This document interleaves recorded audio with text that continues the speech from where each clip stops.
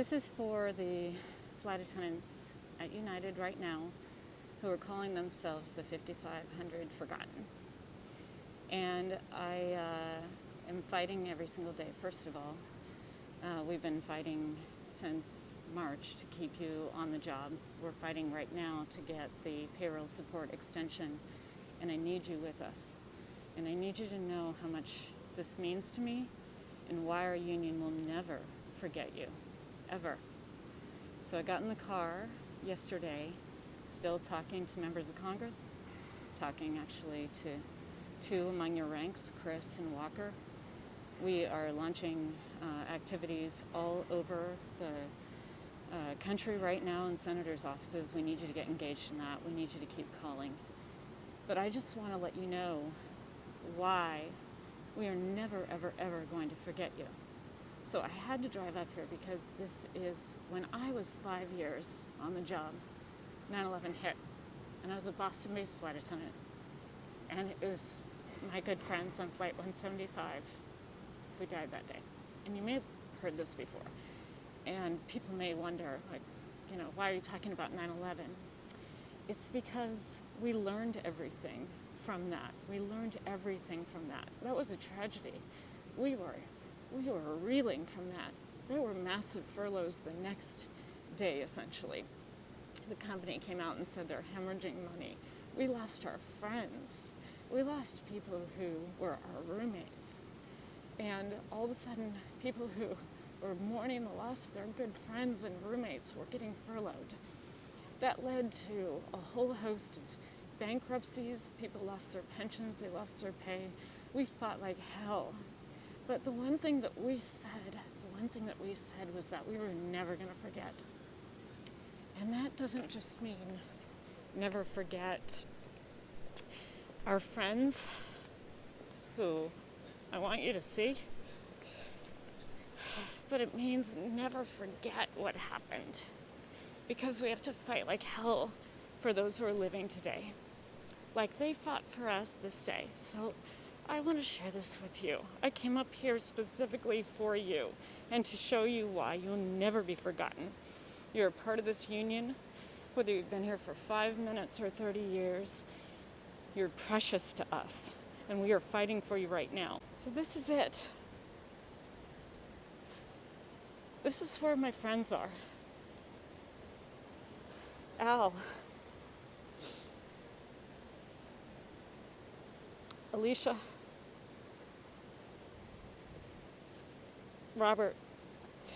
They were 8 months on the job, 8 months on the job.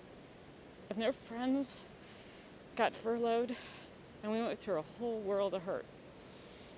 But I'll tell you what,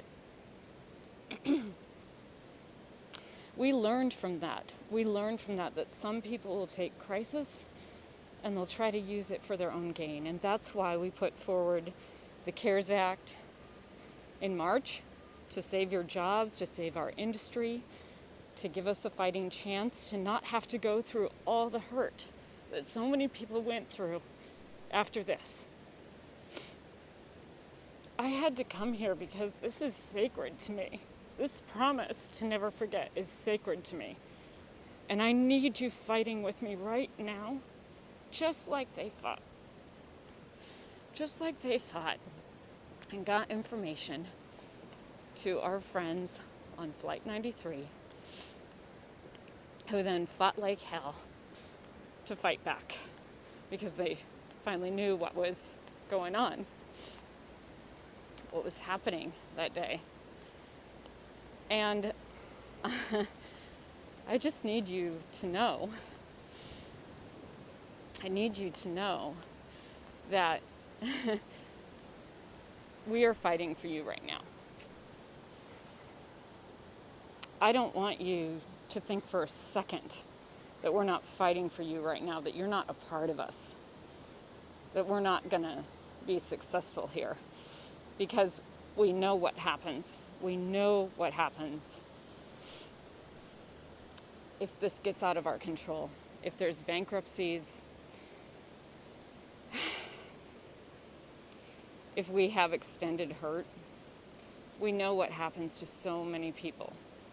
who lose their homes, lose their careers, lose everything. And we're just not going to let that happen. I remember talking to some of you on the plane over the last couple of years and saying, you joined the industry at just the right time. You know, this industry has always been so cyclical, and you joined the industry at just the right time.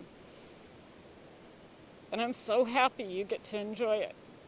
And I didn't want you, none of us want you, to have to feel that pain of the airline industry and its cyclical ups and downs. But here's where we are and why we're never, ever going to give up on you. So I need you to band together and understand that we can do anything when we come together. We can do anything. And that's what we need to do right now. We've got a website out there now where you can sign up for activities. We can push this over the top. And I just want you to know that Robert Fangman is a good friend of mine. I met him on his first day on the job. And he said that he finally felt like he was living when he became a flight attendant.